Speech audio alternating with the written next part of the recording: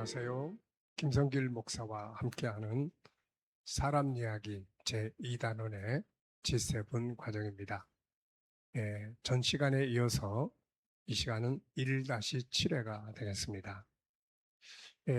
이 특별 프로그램, 심리치유의 특별 프로그램에서는 제1장에서 1장을 우리가 다루고 있는데요.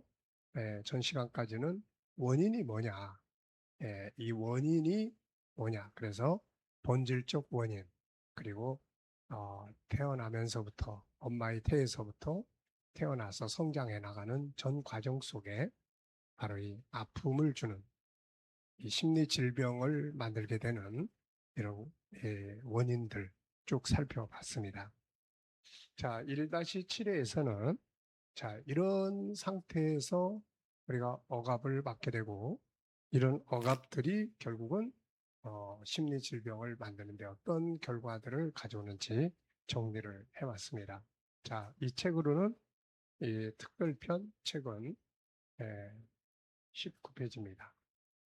결국 이런 수많은 시간 속에서 만들어져 온 억압의 결과는 무엇일까? 그것은 사람을 행복하게 하는 것이 아니라 지치고 병들게 만들고 모든 것을 포기하게 만들어버리며 결국은 인생을 실패하게 만들게 됩니다. 억압에 의해서 나타나는 결과들을 쭉 보면은 이와 같습니다. 먼저 고통과 괴로움이 있죠. 자유하게 살게 된 인간이 뭔가의 억압을 받으면 우선 고통과 괴로움이 있습니다. 그리고 자기를 억압하는 자들에게 분노가 일어나고 증오심이 생기게 되겠죠. 그래서 이게 성장하면 분노 조절 장애로 발전하게 됩니다. 그 다음에는 이제 좌절이 오게 되겠죠. 절망감, 좌절. 그런 것들이 이제 무기력을 만들고 또 인생에 많은 후회를 남기게 합니다. 이런 과정들을 통해서 또 우울증이 오기도 하고요. 사람들이 싫어서 사람들을 기피하는 현상들이 생기기도 합니다. 그래서 혼자서 방에 있거나 은둔 생활을 하려고 하는 이런 현상들도 발생을 하고요. 또 열등감에 시달리는 경우도 있고요. 이것이 심해지고 이것이 또 충격으로 발전을 하면은 소위 말하면 정신병이라고 할 수 있는 조현증이나 과대망상이나 이런 부분들에 또 시달리기도 합니다. 그리고 불면증이나 이런 것들에 의해서 육체 각 기능에 장애가 생기게 되고 육체 각 기능에 병들이 발생을 하게도 되고 그리고 인생을 자포자기하는 데서 오는 불량화로 가기도 하고 또 인간관계가 깨지기도 하고 결국 마지막에는 삶이 실패하거나 아니면은 자기 생명을 스스로 포기해버리는 이런 상황이 오기도 하는 것이죠. 자, 억압의 결과는 생각보다 많고 사람을 황폐하게 만듭니다.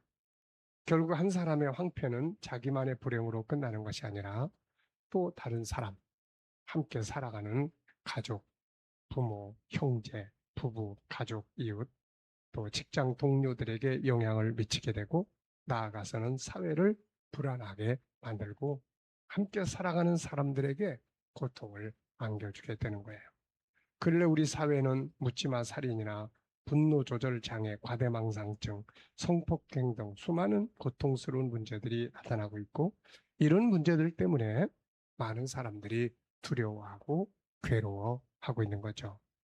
이 모든 것의 원인은 억압과 상처들이 그 안에서 작동하고 있기 때문입니다. 잠언에는 이런 말씀이 있죠.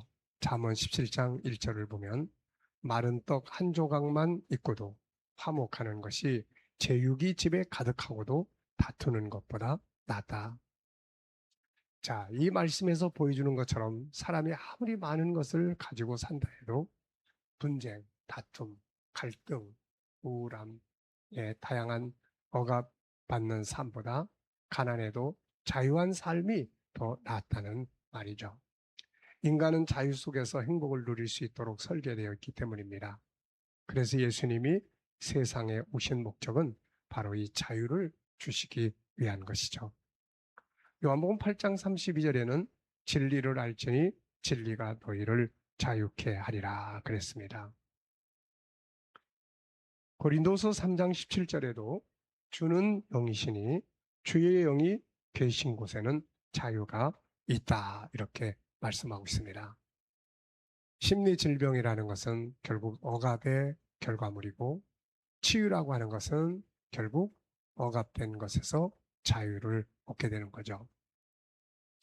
감사한 것은 지금까지 말씀을 많이 드렸습니다마는 답이 없는 게 아니고 길이 없는 것이 아닙니다.